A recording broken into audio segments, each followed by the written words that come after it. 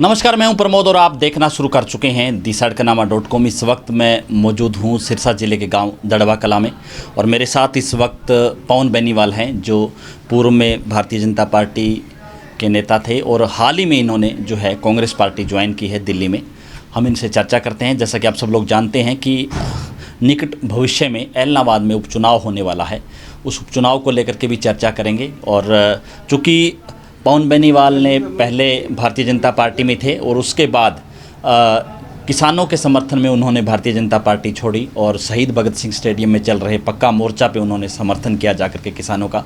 उसके बाद से जो है ऐलनाबाद विधानसभा क्षेत्र की जो राजनीति है वो सरगर्मियां हैं वो तेज़ हो गई है और हाल ही में इन्होंने कांग्रेस पार्टी ज्वाइन की है, उसको लेकर के हम चर्चा करेंगे। पवन जी, पहले भारतीय जनता पार्टी में थे, उसके बाद जो आपने पार्टी छोड़ी और कांग्रेस ज्वाइन कर ली, तो इसके पीछे कारण आप क्या मानते हैं? कांग्रेस जो ज्वाइन की है उसके पीछे?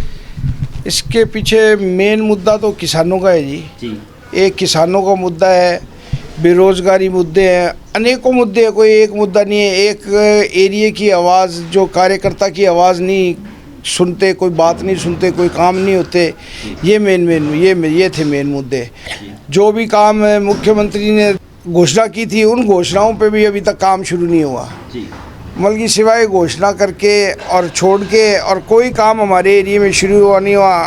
कार्यकर्ता की अनदेखी, किसानों का आंदोलन, जिससे मैं एक किसान परिवार से हूँ, जो मेरे को बहुत पीड़ा दी, बस उसको मेरे से अब रहा नहीं गया, तो इसलिए मैंने भारतीय जनता पार्टी छोड़ के और अब 13 तारीख को मैंने कांग्रेस ज्वाइन करी है। कांग्रेस ज्वाइन के पीछे क्या कारण मानते हैं? कि आपने कहा कि भारतीय जनता पार्टी में अनदेखी हुई कार्यकर्ताओं की, काम नहीं हुए, तो क्या कांग्रेस पार्टी से उम्मीद करते हैं कि काम होंगे या क्या मानते हैं? देखिए जी, उम्मीद तो बिल्कुल है, उम्मीद तो होती है। और अगली पार्टी जो नेशनल पार्टी है वो कांग्रेस ही है।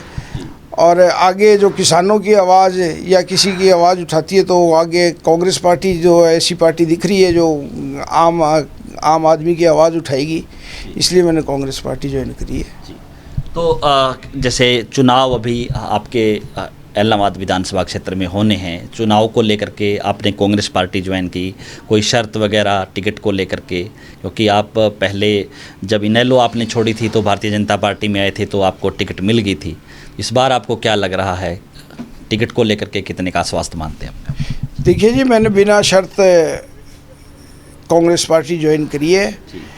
और जहाँ तक के टिकट की बात है, अगर कांग्रेस पार्टी समझेगी भी मैं लड़ने लायक हूँ तो मैं अवश्य लड़ूंगा। बाकी मैंने कोई शर्त नहीं रखी है। हाँ, दावा ज़रूर पेश करेंगे। और नेचुरली है, आपको एक बात तो पता है, कोई भी पार्टी हो जीतने वाले घोड़े पे दाव लगाती है। अगर उनको लगेगी मेरे पास मेरे पर्सनल वोट बैंक भी है, कांग्रेस का वोट बैंक भी है, अगर हम दोनों मिलके एक अच्छी फाइट दे देंगे तो मेरे को लगता है कांग्रेस पार्टी मेरे को ज़रूर टिकट देगी।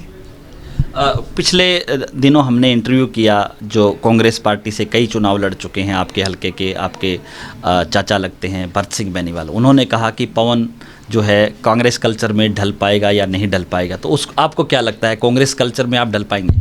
देखिए, मैं पढ़ा लिखा आदमी हूँ जी।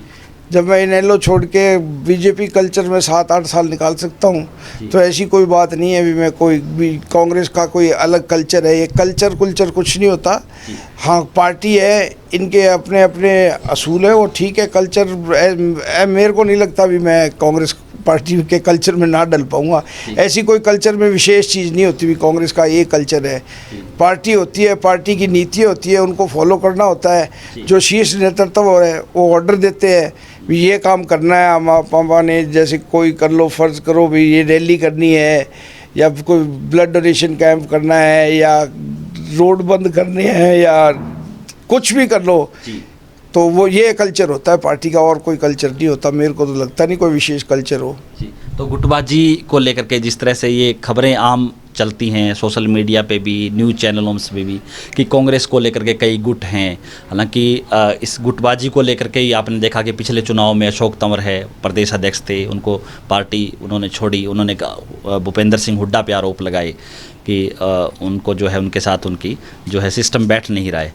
क्या लगता है कांग्रेस में गुटबाजी हावी रहेगी या गुटबाजी नहीं है? आप इसको किस नज़र से देखें? देखिए जी, मैंने कांग्रेस ज्वाइन की है, मैंने कोई गुट ज्वाइन नहीं किया है जी ना, मैं गुटबाजी में पढ़ता हूँ। जी आज के दिन मैंने कांग्रेस ज्वाइन करी है, सिर्फ कांग्रेस कल्चर मेरे को हमारे प्रदेश प्रभारी विवेक बंसल जी, हमारी अध्यक्षा कुमारी शैलजा जी ने ज्वाइन करवाई है। जी और मैं कोई गुटबाजी में ना, मैं पहले किसी अगर भाजपा में भी था ना कोई गुट था, और अब भी है, मैं कोई किसी गुट पे नहीं पड़ूंगा, ना गुटबाजी में मैं विश्वास रखता।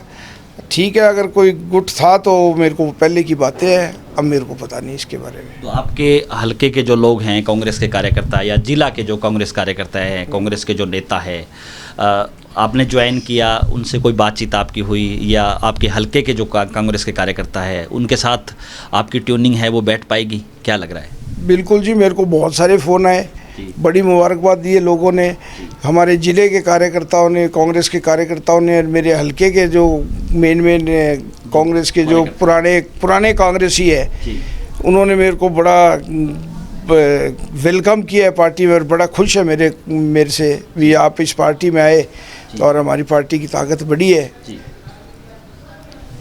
पवन जी, जिस तरह से चुनाव हुआ, पिछला चुनाव हुआ, और चूंकि अभी अभय सिंह चौटाला जो विधायक थे उन्होंने किसानों के समर्थन में इस्तीफ़ा दिया, आपने भी किसानों का समर्थन किया, तो आपके इस हलके में आप सत्ता में रहे 7 साल, तो क्या लग रहा है, क्योंकि जो कामकाज नहीं हुए या जिस तरह का हलके की जो परिस्थितियां रही है, 2 चुनाव आपने लड़े और दोनों चुनाव आपने हारे, क्या वजह, इसके पीछे वजह क्या मानते हैं? हालांकि आपने मेहनत की, दोनों ही बार आप जो है टफ फाइट के अंदर रहे, हारने की बड़ी वजह है, आप किसको मानते हैं, क्या कारण हो सकते हैं? देखिए जी, हारने की वजह तो अब इसका एग्जैक्ट आकलन तो मैं क्या करूं। हारने की वजह एक तो देखो, ये पुराना मानो ना मानो इनेलो का गढ़ रहा हुआ है जी। और मैं एक सीएम कैंडिडेट के सामने इलेक्शन लड़ रहा था जी।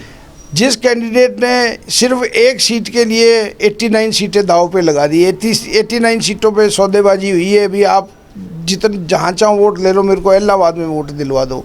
एक तो बड़ा कारण ये रहा है, चाहे डबवाड़ी में हो, चाहे इलाहाबाद में हो, चाहे रानिया में हो, चाहे काणावाड़ी में हो, हर जगह भट्टू में हो, फतेहाबाद में हो, हर एक जगह इन्होंने सौदेबाजी करी है। उस सौदेबाजी के कारण सबको पता है भी क्या हुआ, किस कारण मैं आ रहा हूँ। क्योंकि जिस दिन इलेक्शन शुरू हुए थे इनेलो के क्या हालात थे, और आखिर में जब तक इलेक्शन एंड हुआ मेरे क्या हालात हो गए। तो ये मैं कारण मानता हूँ, मेन हार का कारण। बाकी लोगों ने बहुत दिल से लगाया, 45,000 वोट दिए। 45,000 वोट कोई कम नहीं होते। और वैसे भी अगर देखें तो इनेलो से तो चाहे भरत सिंह बेनीवाल है, वो 35,000 वोट ले गए, 45,000 वोट मैं ले गया। 80,000 वोट बनते हैं, वो 55,000 वोट है। उनसे तो खिलाफ, बल्कि इनेलो के तो खिलाफ वोट ज़्यादा, एंटी वोट ज़्यादा पड़ी है। तो इस बार चूंकि भारतीय जनता पार्टी आपने छोड़ दी, कांग्रेस में अगर आप आ गए, आप 45,000 वोट से, आप पिछला चुनाव आपने 45,000 वोट से जो है तक पहुँचे आप, और भरत सिंह बेनीवाल को आंकड़ा अगर मिलाएं 35-33,000 जो वोट मानते हैं, तो एंटी इनेलो ज़्यादा वोट मान रहे हैं आप। तो इस चुनाव में परिस्थितियां किस टाइप की रहने वाली है, अगर आइडिया लगाएं कि अगर टिकट आपको मिलती है तो चुनाव किस तरह का होगा? देखिए जी, अगर चुनाव टिकट मेरे को मिलती है जी, और चुनाव सारी कांग्रेस एक होकर लड़े जी, तो इस सीट पे कोई मेरे को शेंस नहीं है भी इनेलो को हम पटक नहीं दे सकते हैं जी, बशर्ते भी सब एक होके लड़े। जी। तो आपको लगता है कि सारे एक हो पाएंगे या कोई गुटबाजी हावी रह सकती है? देखिए जी, फिलहाल की परिस्थिति है तो मैं अभी क्या कह सकता हूँ, लेकिन मेरे को लगता है क्यों नहीं हो सकते एक, जब दूसरे एक हो सकते हैं तो हम क्यों नहीं एक हो सकते हैं। इसको लेकर के, और ये माना जाए कि जिस तरह से भारतीय जनता पार्टी जो आपने छोड़ी, अब इस परिस्थितियों में जब चुनाव होगा तो भारतीय जनता पार्टी भी अपना उम्मीदवार उतारेगी। भारतीय जनता पार्टी का काडर वोट आप कितना मानते हैं आपके हलके में? देखिए जी, पहले का जब मैंने इलेक्शन शुरू किया 2014 में, जी। उससे पहले तो इनका कोई कैडर नहीं था जी। और आज के दिन अगर कोई कैडर बन गया होगा तो मैं कह नहीं सकता। तो भारतीय जनता पार्टी का मेरे को नहीं लगता यहाँ पे इतना बड़ा हल्का वोट बैंक है, ये पर्सनल वोट बैंक है कि नहीं है। ठीक है, ज़रूर दो बारी सरकार में रहे तो कुछ ना कुछ लोग तो जुड़ेंगे ही, और अब भी सरकार है तो लोगों की आस होती है, कई मतलबी होते हैं, कईयों को काम लेने होते हैं, कईयों को आस होती है भी चलो हम सरकार है यार काम करवा लेंगे, तो लोग तो बहुत तरह के होते हैं। तो ये हम रूल आउट तो नहीं कर सकते अभी भारतीय जनता पार्टी के बिल्कुल ही कुछ भी नहीं है, आखिर वो सत्ता में है, उनके भी कुछ ना कुछ वोट बैंक तो ज़रूर होगा। और जी एक सवाल, क्योंकि जब आपने भारतीय जनता पार्टी छोड़ी तो हमारी भी भारतीय जनता पार्टी के कई नेताओं से बातचीत हुई और उसको लेकर के हमने प्रतिक्रिया भी उनसे ली कि क्या वजह रही। तो एक ये बात नेता ये कहते हैं, चाहे दबी जुबान में ही कहें, कि पवन बेनीवाल जो पहली बार जो है भारतीय जनता पार्टी उन्होंने ज्वाइन की, 2 चुनाव भारतीय जनता पार्टी उनको लड़ाई, 7 साल में 5 साल उनको चेयरमैन रखा और 3 साल जी, और उसके बाद जो है नरेंद्र मोदी भी उनकी रैली करने के लिए आए, अमित शाह भी आए, नरेंद्र तोमर भी आए। हमने किसी भी तरह से कोई मान सम्मान में कमी नहीं छोड़ी। वो हो सकता है कि वो जीत जहाँ चाह रहे हों कि जिस पार्टी में जाकर के वो जीत सकते हैं, ये उनका पर्सनली या कुछ वे हो सकता है। इसको लेकर के आप क्या कहेंगे? नहीं, ऐसी कोई बात नहीं है, मेरी ऐसी कोई ये इच्छा नहीं थी भी मैं कांग्रेस में जाके जीत ही जाऊँगा। कांग्रेस में आया हूँ, अभी तो टिकटों का भी नहीं पता टिकट मिलेगी कि नहीं मिलेगी जी। तो जीत की तो एक बहुत दूर की सोच है। पहली बात तो मैंने भाजपा छोड़ी है, कांग्रेस ज्वाइन की है, इनकी नीतियों में रिवाज भी आस्था व्यक्त की है, तो आज के दिन मैं कैसे कह सकता हूँ भी मेरे को टिकट दे ही देंगे और मैं जीत ही जाऊँगा, ऐसी कोई सोच नहीं थी। लेकिन मैं अवश्य भारतीय जनता पार्टी छोड़ने का मैंने कारण बताया आपको। कार्यकर्ता की अनसुनी, किसानों की उपेक्षा, व्यापारियों की उपेक्षा, विद्यार्थियों की उपेक्षा, अमल की कोई भी ऐसा वर्ग नहीं है जो आज के दिन भारतीय जनता पार्टी से सुखी हो।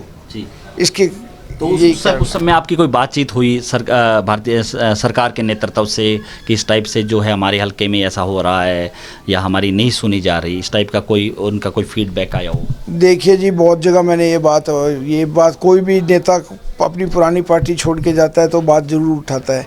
जब कभी भी मौका मिला हमने शीर्ष नेतृत्व को बताने की जरूर कोशिश भी करी और कहा भी ये हो रहा है और हमारी अनदेखी हो रही है, आप कुछ हमारी तरफ सोचिए, क्योंकि हम इनेलो के गढ़ में हैं। इनेलो का गढ़ है, सरसा जिला आप भी मानते हैं इनेलो का गढ़ है।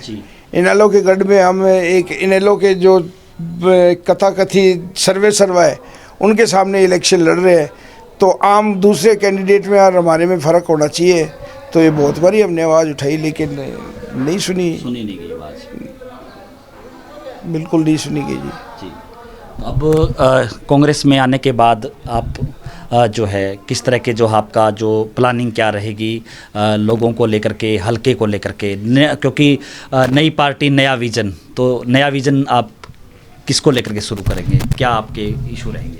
इशू अभी कुछ नहीं रहेंगे, अभी पार्टी ज्वाइन करी है, जो पुराने कांग्रेसी हैं या कांग्रेस के जो मेन कार्यकर्ता हैं उनसे मिलेंगे और आगे की जो रूपरेखा मैंने जैसे कहा, जो भी हमारा शीर्ष नेतृत्व बहन कुमारी शैलजा जी है या कोई और नेता हैं, जो हमारे शीर्ष सोनिया गांधी जी है, राहुल गांधी जी, उनका जो भी हुक्म होगा, जो भी उनके ऑर्डर होंगे उनकी पालना करेंगे और पार्टी को मजबूत करने की कोशिश करेंगे जितना हो सके। और क्या कहना चाहेंगे जो है आपके दर्शकों, हमारे दर्शकों को भी, और जो आपसे जो जुड़े हुए लोग हैं जो भारतीय जनता पार्टी में थे उनको भी आप किस तरह से जो है मैसेज क्या देना चाहेंगे? देखिए, जो मेरे साथ जुड़े हुए थे वो लोग मेरे साथ नेचुरली शिफ्ट होंगे जी। जो मेरे से दिल से जुड़े हुए थे और जो मेरे साथ थे, जो मेरे साथ इनेलो से या दूसरी पार्टी से भारतीय जनता पार्टी में गए हैं, तो नेचुरली भारतीय जनता पार्टी से जो मेरे से दिल से जुड़े हुए हैं वो नेचुरली मेरे साथ शिफ्ट होंगे। तो मैं उनको तो यही कहूँगा, अब हम कांग्रेस पार्टी में आ चुके हैं, कांग्रेस की विचारधारा को आगे बढ़ाएं और हिम्मत करके कांग्रेस के लिए काम करें। धन्यवाद। ये थे हमारे साथ पवन बेनीवाल, जिन्होंने भारतीय जनता पार्टी, कांग्रेस, तमाम जो सारे मुद्दों को लेकर के जो है चर्चा करी। और इस वीडियो को आप ज़्यादा से ज़्यादा शेयर जरूर कर दीजिए ताकि तमाम लोगों तक ये जानकारी पहुँचे। बहुत बहुत शुक्रिया।